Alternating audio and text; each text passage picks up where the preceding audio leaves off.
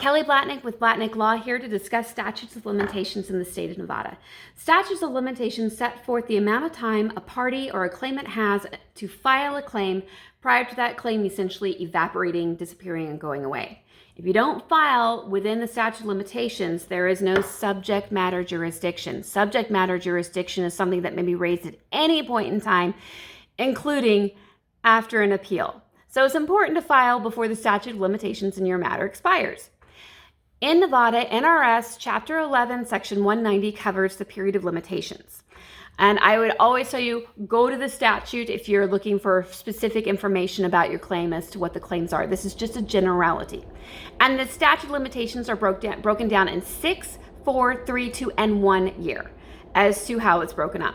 For 6 years, you get for an action upon a judgment or decree of any court in the United States, or an action upon a contract, obligation, or liability founded upon an instrument in writing, except those mentioned in the preceding sections of this chapter. Don't you love it when statutes say, except what's said in the preceding section of this chapter? So then you've got to go back up and look at it. So generally speaking, if it's a written instrument or a judgment, you have 6 years, generally speaking.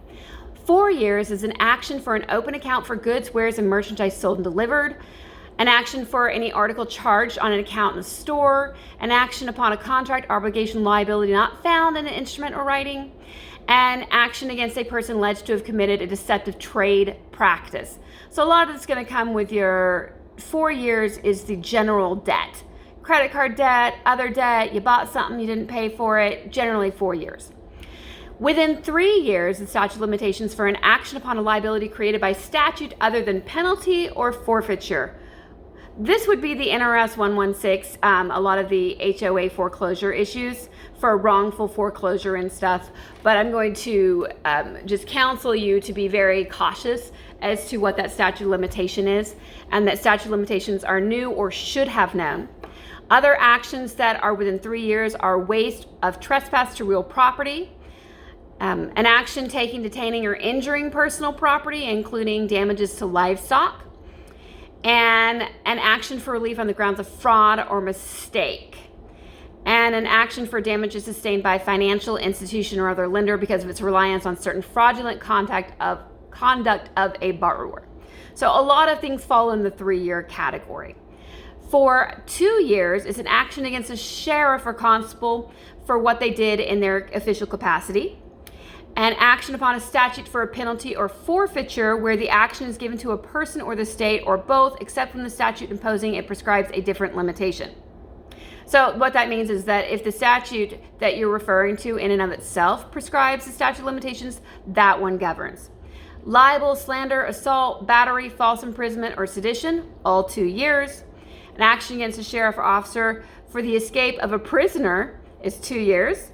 And then an action to recover damages for injuries to a person or wrongful death. So these are your personal injury, automotive collision claims, slip and fall, trip and fall, got in a fight, got hurt. You have 2 years for those claims.